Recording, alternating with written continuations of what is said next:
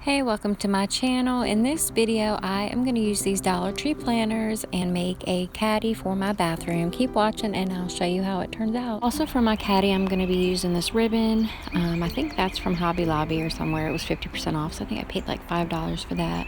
And there are my little planners up there, and the chalkboards are from Dollar Tree.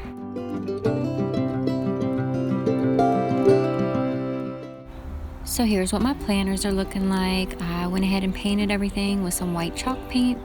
I put the ribbon on, just kind of hot glued that on the front, then added my chalkboards, tied some jute string, and I went around the edges with some black paint. The next thing I did was cut out the words wash, soak, and relax, and I just transferred those over to my chalkboards.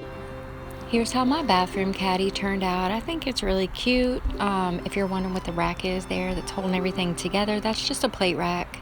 It's just an old plate rack that I had. I painted it with some black chalk paint to kind of match the black and white theme I got going on here, and just hot glued it. And so far it's holding up pretty nice.